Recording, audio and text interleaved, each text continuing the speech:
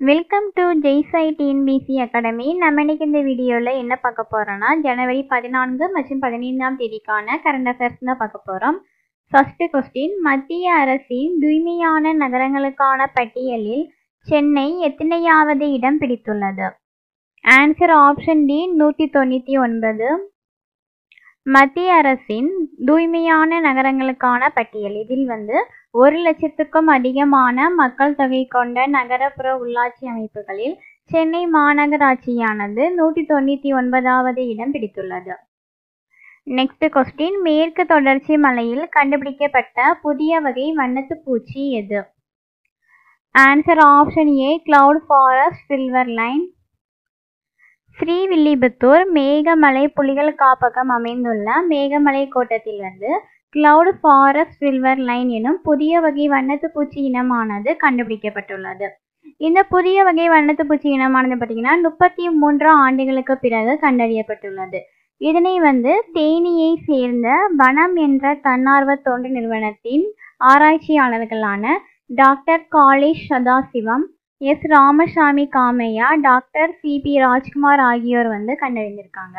இதன் மூலம் பார்த்தீங்கன்னா மேற்கு தொடர்ச்சி மலையில் உள்ள வண்ணத்து பூச்சி இனங்களின் எண்ணிக்கையானது மொத்தம் 337 உயர்ந்துள்ளது. நெக்ஸ்ட் கொஸ்டின், நவீன வன உயிரின மறுவாழ்வு மையம் எங்கு அமைக்கப்பட உள்ளது? Answer option C Kovai. Kovai வனக்கோட்ட சிறுமுகையில் உள்ள மோட்டூர் பெத்திக்குட்டை காப்பு காட்டில் நவீன வன உயிரின மறுவாழ்வு மையம் அமைக்க தமிழக அரசானது அரசாணையை வெளியிட்டுள்ளது. இந்த மையம் பார்த்தீங்கன்னா ரூபாய் 19.50 கோடி செலவில் 53 ஹெக்டேர் பரப்பில் அமைக்கப்பட உள்ளது. நெக்ஸ்ட் கொஸ்டின், உள்நாட்டில் தயாரிக்கப்பட்ட அஸ்திரா ஏவுகணை எத்தனை கிலோமீட்டருக்கு அதிக தொலைவில் உள்ள இலக்கை தாக்கும் திறனுடையது? Answer option B 100 kilometre.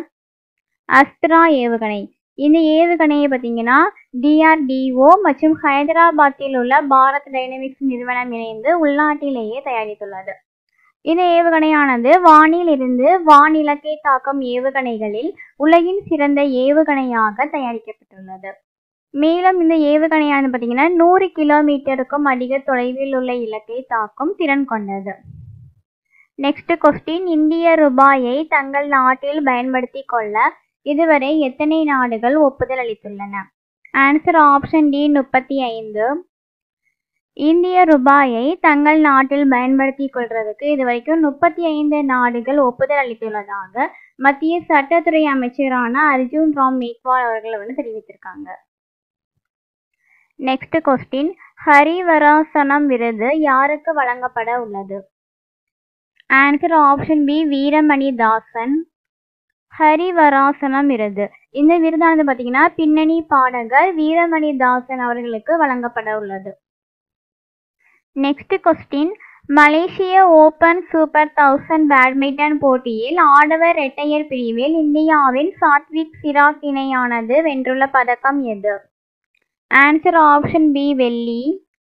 மலேசிய ஓபன் சூப்பர் 1000 பேட்மிண்டன் போட்டியில் ஆடவர் இரட்டையர் பிரிவில் பார்த்தீங்கன்னா இந்தியாவின் சாத்விக் சிராக் இணையானது வெள்ளி பதக்கம் வென்றுள்ளது. நெக்ஸ்ட் கொஸ்டின், முன்னாள் இராணுவத்தினர் தினம் எந்த நாளில் கொண்டாடப்படுகிறது? ஆன்சர் ஆப்ஷன் ஏ ஜனவரி 14. ஜனவரி 14 முன்னாள் இராணுவத்தினர் தினமானது கொண்டாடப்படுகிறது. அதாவது இந்தியாவின் முதல் இராணுவ தளபதியான KM கரியப்பா அவர்கள் 1953ஆம் ஆண்டு ஜனவரி 14ஆம் தேதி பணி ஓய்வு பெற்றார். இதனை தொடர்ந்து அவர் ஆற்றிய சேவைகளை போற்றக்கூடிய வகையில் ஒவ்வொரு ஆண்டும் ஜனவரி 14ஆம் தேதி பார்த்தீங்கன்னா முன்னாள் இராணுவத்தினர் தினமானது கொண்டாடப்படுகிறது. நெக்ஸ்ட் கொஸ்டின், இந்திய இராணுவ தினம் எந்த நாளில் கொண்டாடப்படுகிறது? ஆன்சர் ஆப்ஷன் பி ஜனவரி 15. ஜனவரி 15 இந்திய இராணுவ தினமானது கொண்டாடப்படுகிறது. இந்த ஆண்டு இந்த தினத்துக்கான தீம் பார்த்தீங்கன்னா in service of the nation. அவ்வளோதான் ஃப்ரெண்ட்ஸ், ஜனவரி 14 மற்றும் 15ஆம் தேதிக்கான கரண்ட் அஃபேர்ஸ் பார்த்து முடிச்சாச்சு.